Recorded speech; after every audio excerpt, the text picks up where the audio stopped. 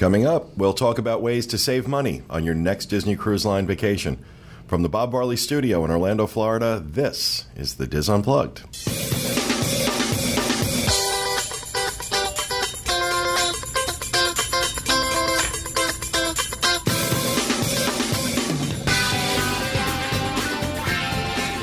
This is the Diz Unplugged, episode 693 for the week of April 1st, 2014. The Diz Unplugged is brought to you by DreamsUnlimitedTravel, experts at helping you plan the perfect Disney vacation. You can receive up to a $1,000 shipboard credit when you book your next Disney cruise with DreamsUnlimitedTravel. To find out more, visit them on the web at www.DreamsUnlimitedTravel.com. So hello, everyone, and welcome to the show. Coming to you live for real this time, from the Bob Varley Studio in Orlando, Florida. I am your host, Pete Werner, joined at the table this week by my good friends John Magi, Kevin Close, Kathy Whirling, Corey Martin. Back in the production nook, our producer, Dustin West, along with associate producer Craig Williams. And joining us for this segment via Skype, cruise expert and Dreams Unlimited Travel agent extraordinaire. Uber agent. Tracy Heinrichs. Joining us from the frozen tundra in Canada, where she is in hiding from an undisclosed location. An undisclosed location. Yes. In this segment, we are going to talk about... I've got to turn off the live stream feed that I'm looking at here. That's very distracting when it's 10 seconds behind us. In this segment, we are going to talk about some ways to save money on your Disney Cruise Line vacation. And starting out, I just kind of want to point out that with Disney Cruise Line, there's not a lot of discounts. Very rarely do discounts happen. Every so often you may get lucky here or there. But saving money on a Disney cruise vacation is actually more about strategy than it is about an event that happens, that all of a sudden this particular cruise is on sale. So a lot of what we're going to talk about today is that are different strategies and different things you should be aware of to help you get the best price possible for a Disney cruise vacation. So that's one of the reasons we wanted to have Tracy on the show with us. She sells an enormous number of Disney cruise vacations. She's like this little walking computer type person of Disney Cruise Line information. Is that a fair assessment, Tracy? Yeah, I think so. Poor Tracy is, like many of our agents, is I don't know where you're going with this. recovering from the release of the 2015 cruises that happened just a few days ago, and it was a very busy time at Dreams Unlimited. Now, for the sake of full disclosure, John and I are part owners in Dreams Unlimited, so want to make sure we put that out there. I think most of you know that, but there may be some people watching who don't. So we want to make sure that we are upfront about our financial relationship with Dreams and Dreams' financial relationship with Disney Cruise Line. With that said, it puts us in a very good position to know what some of the best strategies are in terms of saving money and getting the most bang for your buck. Before I let these guys do their thing, there is one website I do want to point people to because I just kind of stumbled upon it not too long ago, although the folks on our cruise board have known about it for quite some time. Excuse me. It's called CruiseFish.net. And it's a very unique service. You buy credits. Those credits are used to watch a particular category stateroom on a particular sailing on a particular cruise line. So let's say on a particular date. So let's say you're interested in a Category 7 stateroom on the Fantasy for February of 2015, just for argument's sake. You would buy credits on CruiseFish.net, which I believe are 99 cents each, and the price goes down the more credits you buy. And for that 99 cents, they will watch through their system. They will watch the price on that stateroom and send you alerts and send you updates if the price changes. And it's interesting because in some of the Disney cruise ones I looked at, you can kind of see the history of it, and sometimes they do drop down, and then they go back up again. So I wanted to make sure that I pointed that out to folks. So cruisefish.net, we'll have a link to that in the show notes page, DCL.com, where we have links to that and everything else we talk about in our shows. But I thought that was a cool tool to use for. One of the things I found interesting on that site, it's actually part of their free service, is you can see, you can pick a ship and a sail date and see what staterooms are still available. Oh. So they'll say, the suites are obviously sold out. They sell out first, but they'll say, there's these 5As are still available, these, 7As. So that was kind of cool too. Yeah, it's a very cool service. Very cool service. So let's start off with you, John. What do you recommend as some of the strategies people should keep in mind? You're absolutely right. This is about strategy. This isn't about getting a discount per se on a Disney Cruise Line vacation. It's not like World where a pin code will come out or something like that. Sort of a Cruise 101. Most people who book a Disney cruise already know this, but Disney Cruise Line works off of tier pricing. The lowest price you're going to get for anything will usually be the first day that cruises are available to be sold. So that first day that cruises are open for a period of time will be your best pricing in general. And we'll talk about the exceptions to that in a little bit. But as the ship gets full, as it fills up, and the stateroom categories fill up, pricing will go up as availability lowers. So that's sort of the general idea of booking Disney Cruise Line. One of the big things we get is people want to know, I remember that my parents sailed, and, if you wanted to sail within a week, you can get a stateroom for $99. That's not Disney Cruise Line. No.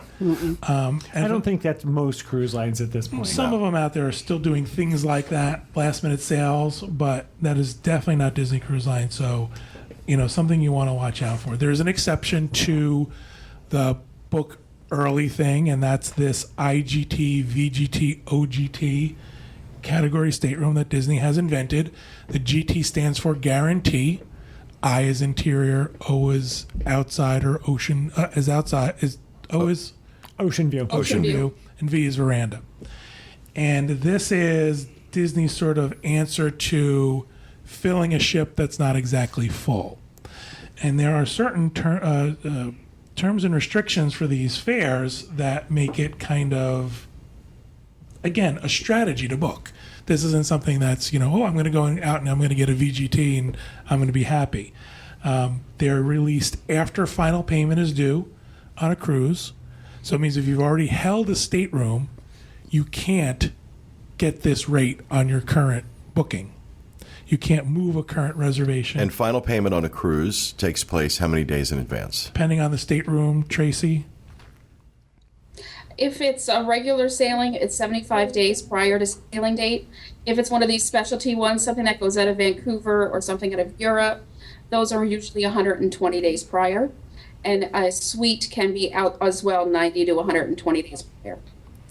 So at that time is when you might see these special rates come out. They're not guaranteed to come out. There's no real rhyme or reason to them except that you have a better chance in off-season when the ships aren't going out full. So effectively, once they've done final payment for a sailing, so let's say going out of Port Canaveral on a 7-night Caribbean on the Fantasy, 75 days before that sailing, final payment is done. Everybody on that sailing has now made their final payment.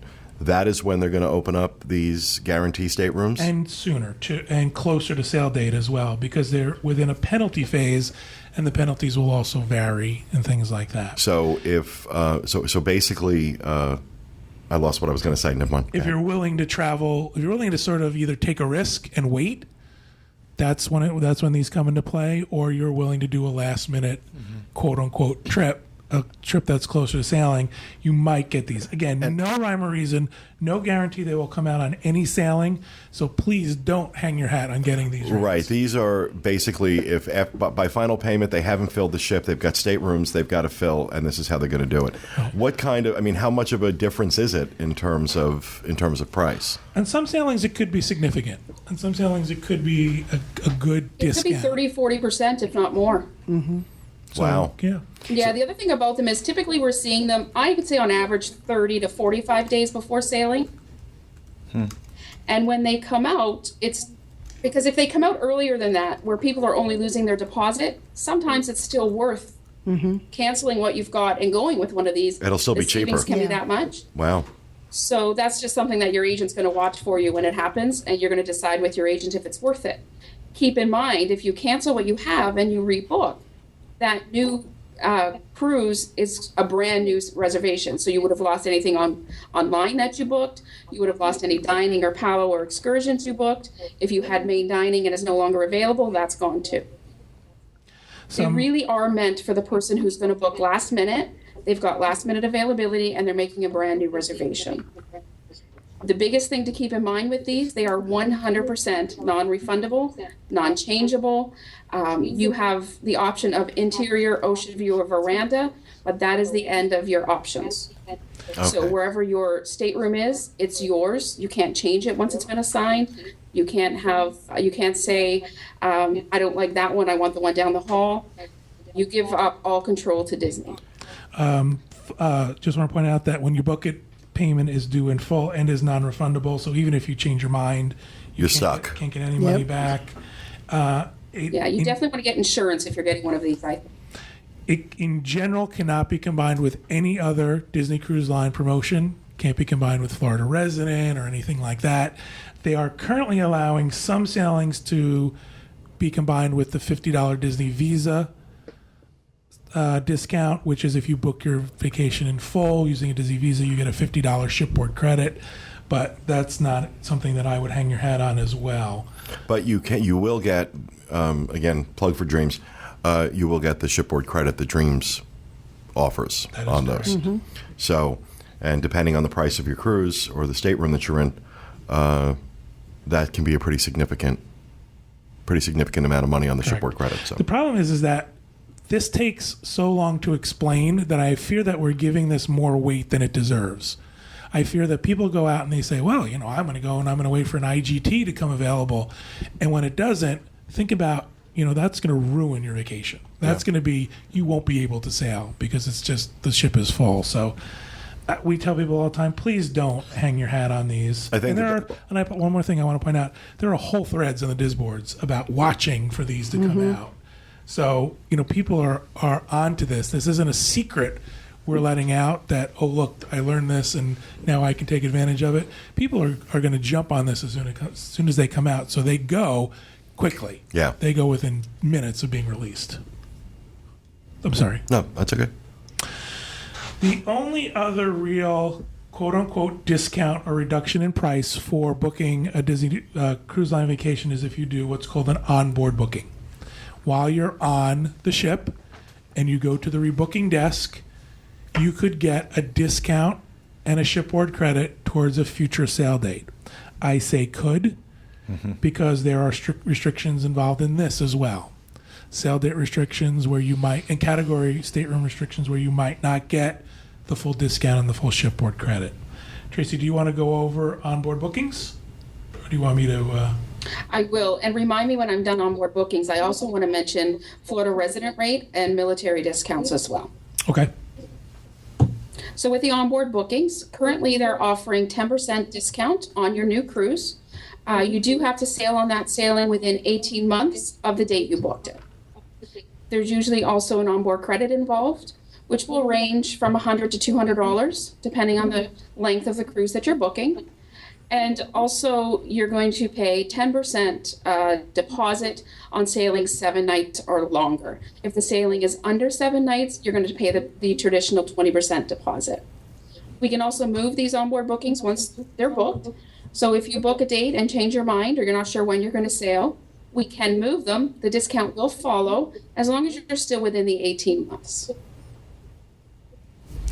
There's a new policy that came out December 13th of 2013. There are now blackout dates. So what they can say is your onboard booking, the discount no longer applies to certain sail dates. There's a whole bunch of them. I don't want to read them off on the show, but you can find them on the DIS for sure. And, unfortunately, that's something that you're also now gambling. You used to be able to book a future cruise and sort of hold it forever. Right, you And get dummy reservation. Right, we call them dummy reservations and just keep moving them forward and forward. Now, not only do you have to travel within 18 months of the original booking, it might fall on a date that's blacked out. And if you book before that new policy, they're giving you 24 months Correct. to sail. So the dummy date you book, if you booked a 3-night dummy date and you end up wanting to transfer that to a 7-night, you can do that and the discount will follow?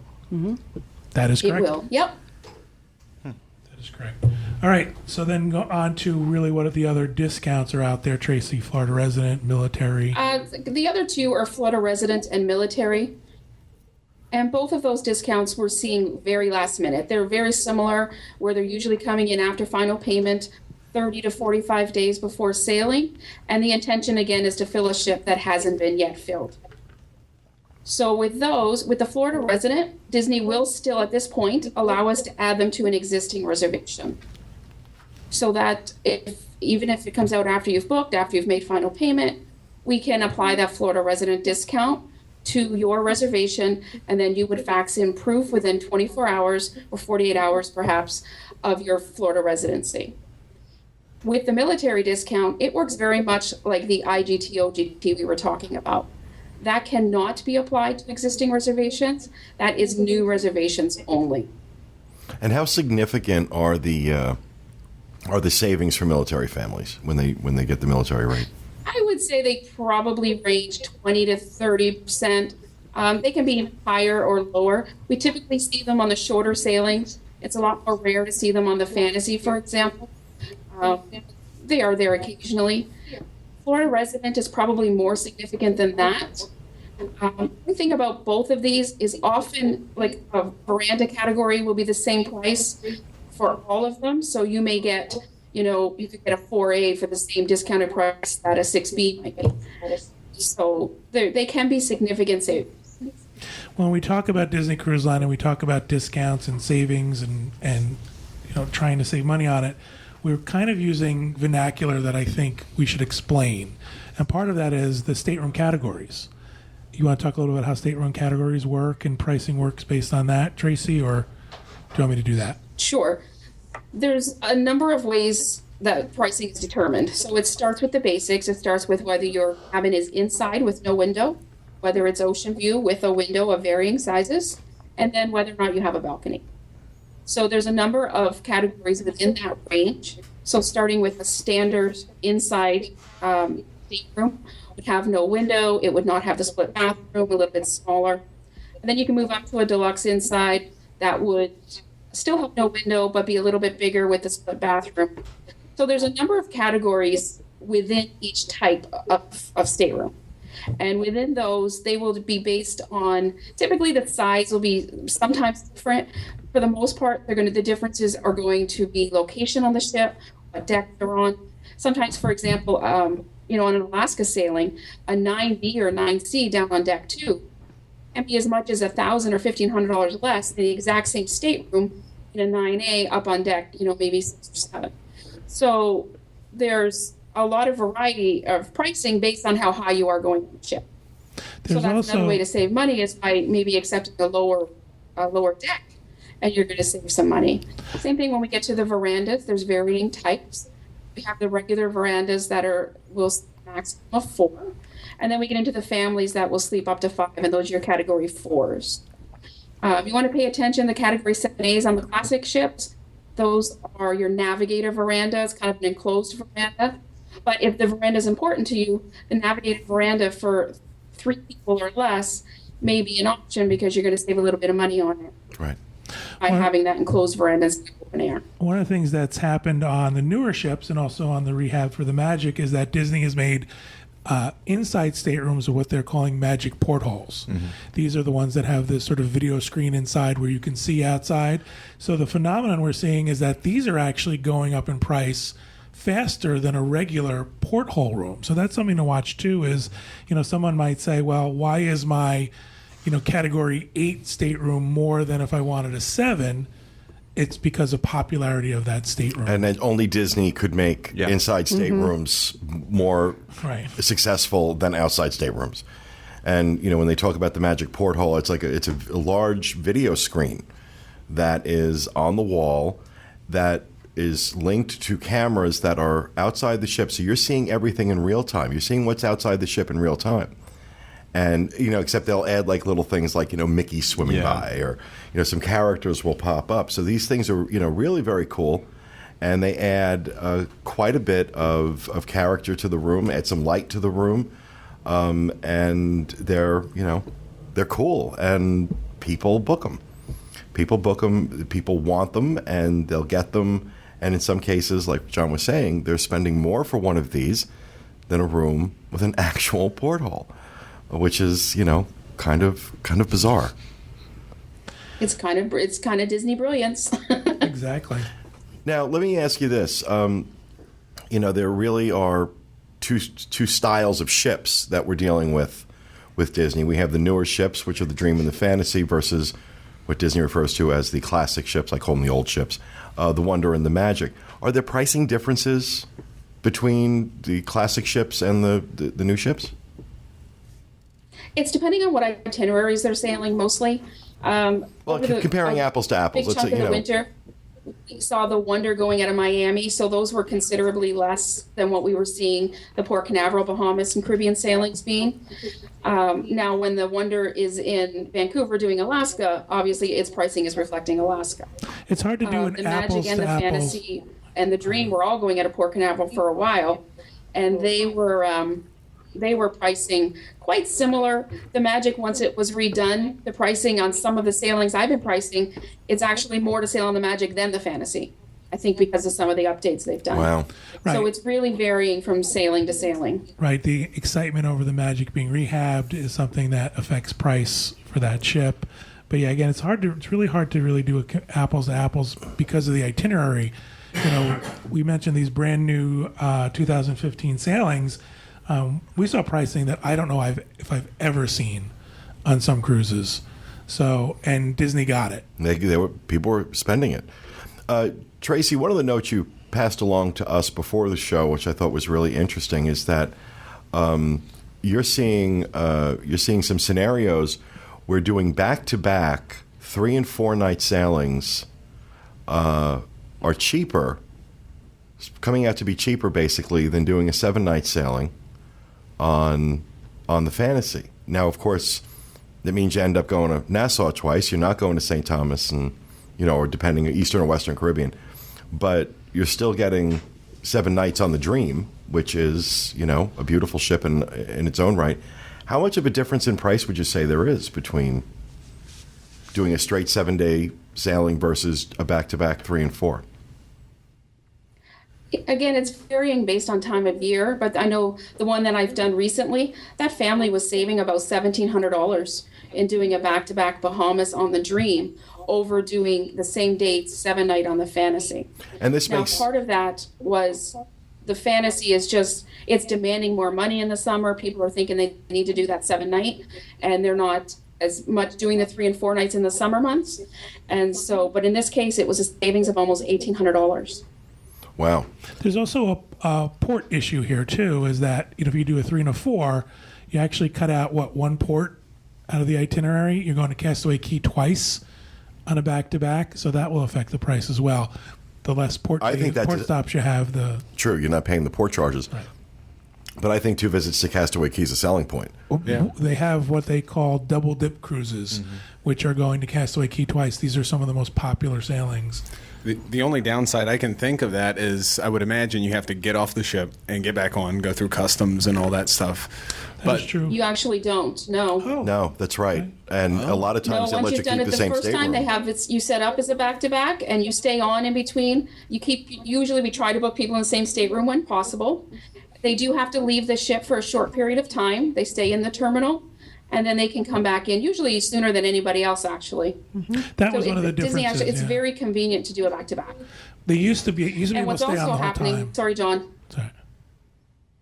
it's the with the new 5-night double dip that came out, people were so excited about those because everybody wants that double stop in Castaway. But it's actually coming out cheaper for a lot of people to do 7 nights, do 3 and 4 back-to-back, than it is to do one of those 5 nights. Also, this depends on your itinerary. being able to stay in the terminal and just get back on the ship is a Port Canaveral thing. This is not true when you visit other ports where like for instance, the European cruises, I've been told that chances are very good even if you're doing back-to-back cruises, you will have to get off the ship and re-enter. Go through customs and then come back in. Right. I mean, this policy is actually... Sure. Yeah, I am talking about the Port Canaveral stuff. This policy's actually changed over the years. You used to be able to stay on the whole time. Then they made you get off and then check out and check back in. So the new one is they can stay in the terminal, which is very convenient. So I think that, we talk about the things that you can do as far as a booking on a cruise to save money, but I think there's also things you can do when you're actually on the cruise or what's part of the cruise that, while a Disney Cruise Line vacation is very expensive, you might be able to do some things that sort of save money. And I know, Tracy, you had mentioned a bunch of items that you had listed a couple of things that you thought about the value of a Disney Cruise Line vacation. Yeah, I think it's very important when you're talking about the pricing of a Disney cruise vacation is to really know that you're not necessarily comparing apples to apples when comparing it to another cruise line. I'm a Platinum Disney cruiser, but I've also sailed numerous times on another cruise line. So I am very familiar with both. She won't even mention the name. I find, without doubt, when I get off a cruise on another line, what I've spent on board is higher than what I spent on a Disney cruise line. No question. I agree with that wholeheartedly. And part of it is because there's a casino and that hurts. But some of it is also just because there's more opportunities to spend money. And I find other cruise lines are, I don't want to use the phrase nickel and dime because it sounds negative, but they are kind of nickel and diming me a little bit more than what Disney Cruise does. There's no question. I've said this, I love Royal Caribbean. I will go ahead and say the words. I love Royal Caribbean, and we've had some amazing experiences. I think the Oasis of the Seas is an absolutely stunning ship. It's a very different experience than Disney, but no question that even with taking the casino out of the equation altogether, my onboard charges on a Royal Caribbean ship are higher than they are on Disney because you are being nickel and dimed. Every time you turn around, you're getting nickel and dimed. And I'm not saying it's not worth it. Royal Caribbean's stance is that we just give you the option of what you want to buy, and that's why the cruise is cheaper. You don't have to do those things. You don't have to do those things. But, are you going to drink anything? Soda, water, anything. If you are, well, then you're going to pay for it. Whereas on Disney Cruise, sodas are free. And if you're getting them up on deck, the sodas are free. I'm right there, yeah. Mm-hmm. Yeah. Mm-hmm. Sodas are also free on Disney with your meal. Correct. On Royal Caribbean, soda's not included in with your meal. Correct. And you have to buy a soda package if you want soda. On Disney, if you're ordering a soda from the bar, you're going to pay for it. You're going to pay the bar price for the soda. But if you're getting it up on deck from the soda stations or with your meal, you don't pay for it. So there are things like that. So, but I mean, there's also, there's the value of the Disney experience. Disney is a very unique brand. And it has a very unique, the ships are unique, and the experiences on the ships are unique. And while other cruise lines, Royal Caribbean in particular, have gone to great lengths to try and offer kids services and kids clubs, they just don't do it as well as Disney does. We had one of our listeners joined us on our Dis Cruise. Liz Anderson. The Andersons joined us, yeah. And I know it wasn't really for their kids. They found that there was more to keep their kids busy with Disney. They felt their kids wanted to be in the clubs more with Disney.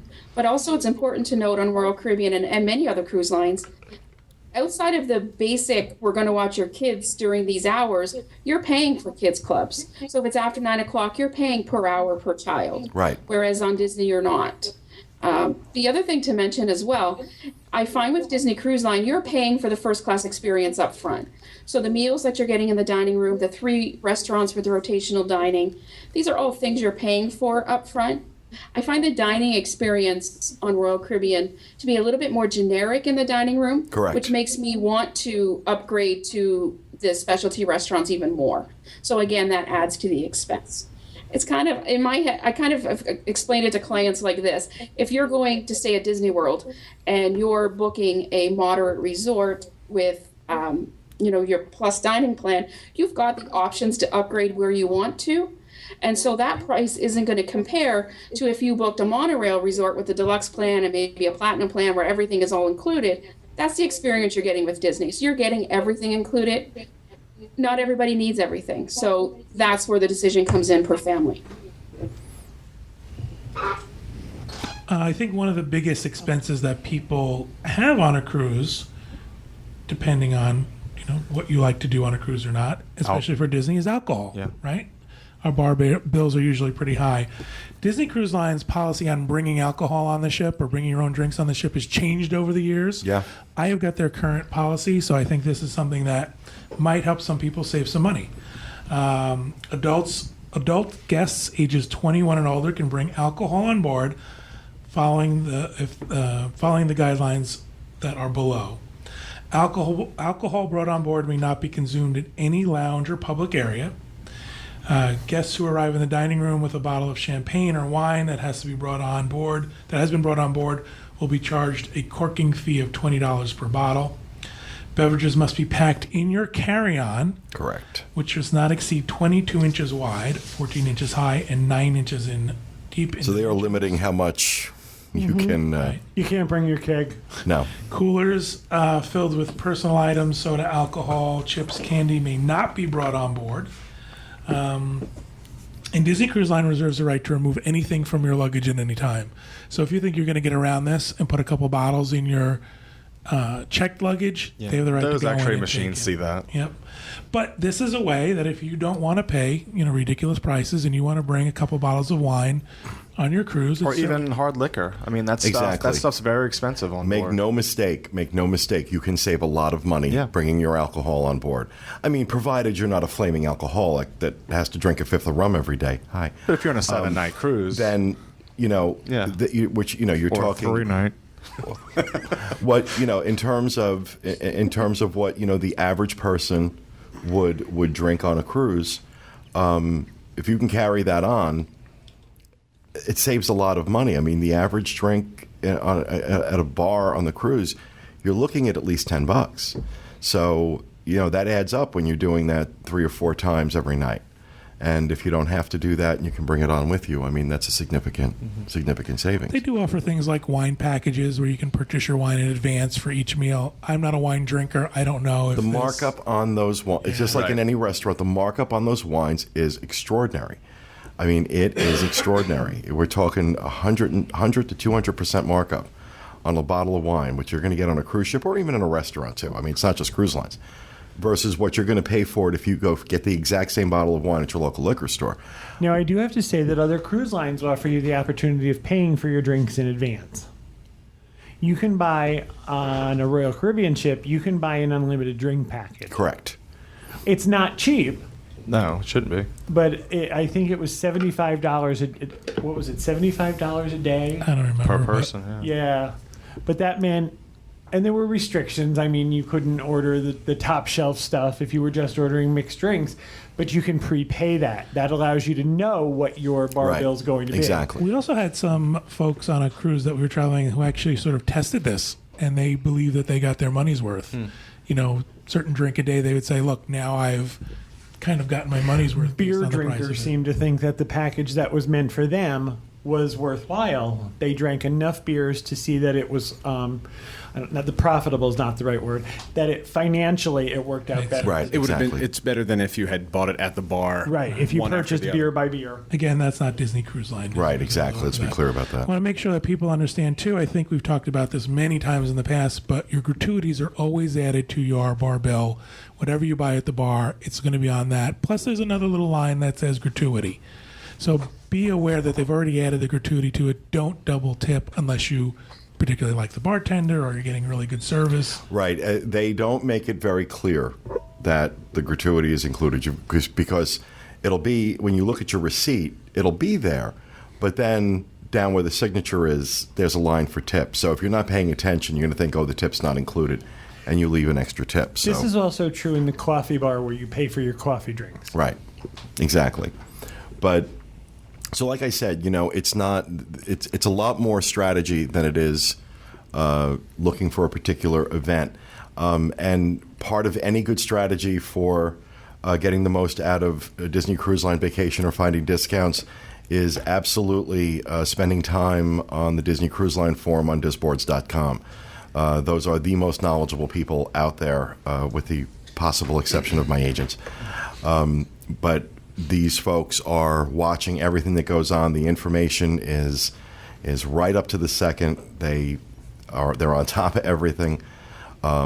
People share a lot of strategies and a lot of tips about how to save money on your vacation, on your Disney Cruise vacation. So you absolutely should check out, if you haven't already, the Disney Cruise Line forums on Disboards. And I would say WDW Info. We have a whole big section about cruising, and if it's your first time, we have a lot of good suggestions and when's the best time of the year to book. So we have a lot of great information on our site, too. Absolutely. I also want to say real fast that, transportation, depending on how many people are going on the cruise, you might do better off not going with the Disney motor coach and going with the town car company. You pay per person on the motor coach. I think it's $70 per person for a round trip. Right. So you can end up, if you have 4 or more people, you can actually get a town car or a van and come out cheaper on that. The pricing I'm using is for FL Tours. They're an advertiser on the site, but so for 5 people round trip. Let's get all the plugs in this segment as we can. Yeah. Honestly, this is one of the reasons we do business with them. But you figure, say you have 6 people, the Disney's going to charge you $414 for that, where you can have a $260 van, you save $154. And so, the more. And you're not with a bunch of people you don't know. Yeah, you're in a van, or it's yours. So People have also found that renting a car and driving is also, but you have to rent a car and drive it and return it. yeah, well, but that's going to be it's going to be changing soon when they open up the rental counter at That's Port going Canaveral. to change the face of things. It is. It's going to be a big challenge, I think, to transportation companies as well. I think so. When they do that, but there are a lot of strategies. We've covered some of the big ones here, and like I said, on the boards and on the Diz, there are lots more information that you can check out. So please be sure to do that, and we will contain links to everything we talked about here on our show notes page, DizUnplugged.com. We want to thank the lovely and talented Miss Tracy Heinrichs for taking time from recovering from the 2015 cruise release to join us, and John and Kevin for your participation. We appreciate it. That's going to do it for our segment this week. We hope you enjoyed it.